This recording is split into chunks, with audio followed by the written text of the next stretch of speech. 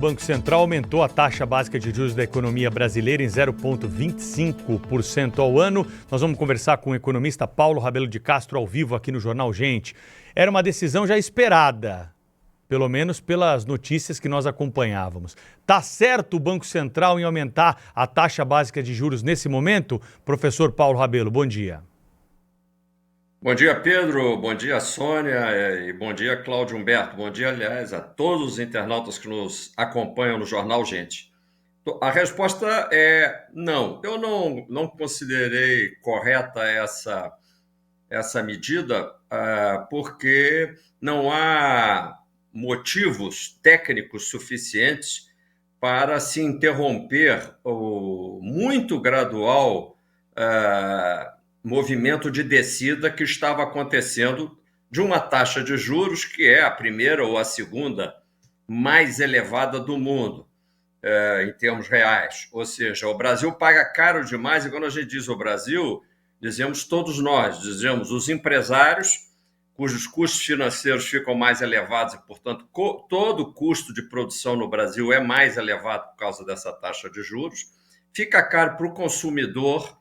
Qualquer um que vai entrar numa loja de eletrodomésticos, por exemplo, paga mais caro quando o juro se eleva. Portanto, não é só o brasileiro como contribuinte do imposto de renda e dos impostos indiretos que paga o juro, que é quase R$1 trilhão essa conta. De forma que eu acho que é muita cara de pau. Eu diria que não existe outro termo, é meio vulgar, mas é isso mesmo, muita cara de pau. Os diretores reunidos no tal Copom, que é o Comitê de Política Monetária, argumentarem que o Brasil estaria, vamos dizer assim, crescendo demais, muito aquecido. O Brasil está indo longe demais, está parecendo uma Índia ou uma China, longe disso. E que ele tem, por mais absurdo ainda, Pedro, Cláudio, Sônia, uma taxa de desemprego está ficando baixa demais. Era preciso ter um pouco mais de desemprego.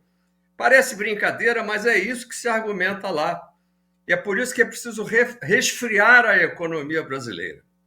E não por isso todo o mercado financeiro projeta para 2025 uma taxa de crescimento para o Brasil já bastante inferior a deste ano. Ou seja, está todo mundo contando que vão conseguir derrubar essa pequena corrida que o Brasil está fazendo em torno de sua própria recuperação. Muito feio. Professor, muito bom dia, bem-vindo outra vez aqui ao nosso programa. Eu queria saber o seguinte, há formas de combater a inflação, porque é essa a argumentação, né? Tem um problema fiscal grave, o governo não para de gastar, exagerar nos gastos, sem cobertura, e com isso pressiona a inflação, e o Banco Central, o Copom, até uma decisão por unanimidade, decidiu então retomar esse viés de alta em razão para combater exatamente essa ameaça de retomada forte da inflação. Esse não é o remédio usado habitualmente? Não, tanto não é o remédio que a gente vê que em outros países, que tem um pouco mais de consideração pelo contribuinte, que é, repito, quem paga a conta trilionária dos juros e que paga através dos empregos perdidos, Cláudio, você veja que eles têm muito mais preocupação em fazer um movimento de elevação dos juros. E olha que eles são mais ricos.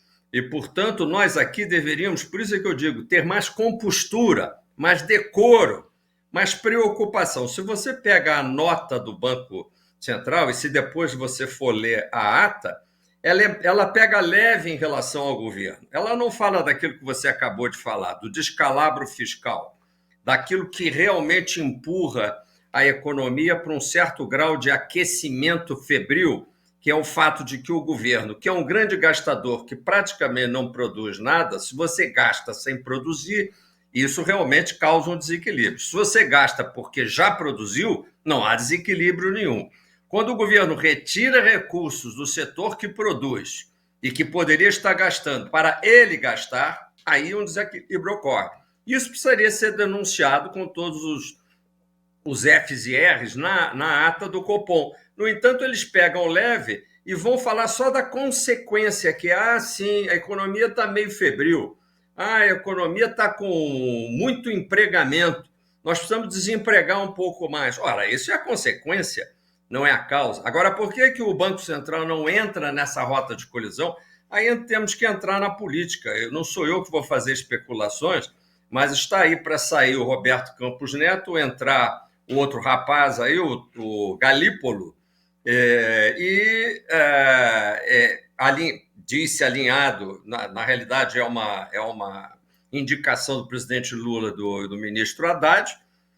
Então, para o novo presidente que vai entrar, é muito conveniente ele entrar com uma taxa exageradamente alta de juros, para ele tirar uma boa onda, dizer, não, agora que eu cheguei, então, com essa taxa exageradamente alta, eu começo a baixar a taxa e os créditos vão todos para mim.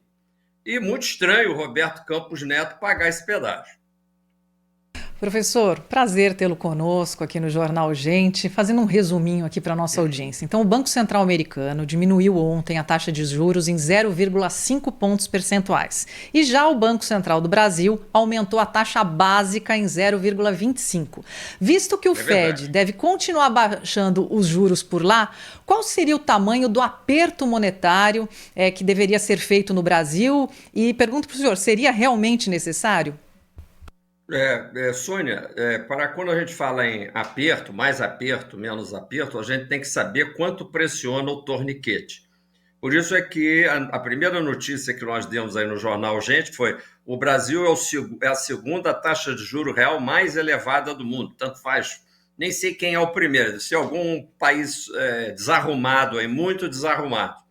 O fato de você ter uma taxa de juro real mais elevada do mundo já devia acender o sinal de alerta para dizer, bem, se nós precisamos tomar uma medida para esse paciente que está aí hospitalizado do ponto de vista monetário, não será mais com juros, porque nós já utilizamos esse instrumento, essa ferramenta ou esse remédio ao máximo.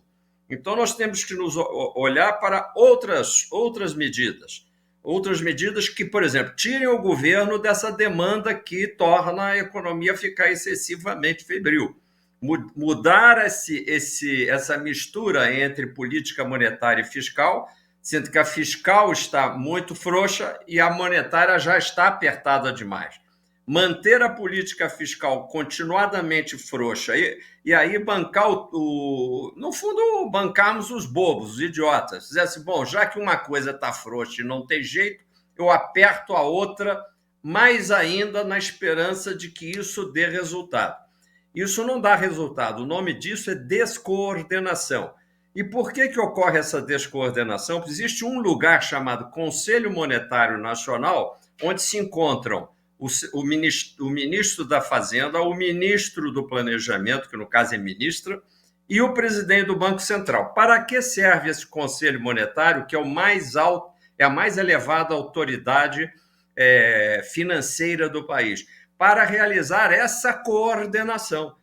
Se o Conselho Monetário é uma reunião de fancaria, e a gente nunca, aqui no Jornal Gente, a gente nunca fala, o Conselho Monetário decidiu isso e aquilo. E por quê? Porque ele não é relevante. Essa coordenação não existe. Assim como não existe coordenação quando o governo, por exemplo, anuncia que agora ele vai instituir uma autoridade climática, porque o fogo está quase pegando no terno, na gravata do presidente Lula. Por que ele anuncia agora uma autoridade monetária se há dezenas de órgãos em Brasília espalhados por aqueles gabinetes que tratam de defesa civil, de clima, de temperatura, de águas, do diabo, todo relacionado ao meio ambiente, inclusive o IBGE, que tive a ocasião de presidir. Sabe por que ele anuncia a autoridade climática? Porque ele quer dizer que daqui para frente nós vamos ser sérios. Mas por que não foram daqui para trás? A mesma coisa com o Conselho Monetário. Nós estamos sempre anunciando que no futuro faremos algo certo. E realmente é cansativo. De manhã cedo, amufinar os nossos internautas com comentários que são repetitivos da total irresponsabilidade da nossa governança. E que são muito sérios, né? E nesses 2 pontos aí das questões climáticas e de economia cruciais para o futuro do Brasil. Professor Paulo Rabelo de Castro, sempre uma alegria tê-lo conosco aqui para explicar essas decisões e também os bastidores da nossa economia para a nossa audiência. Até uma próxima oportunidade. Muito obrigado e um bom dia para vocês, um ótimo trabalho. Bom dia.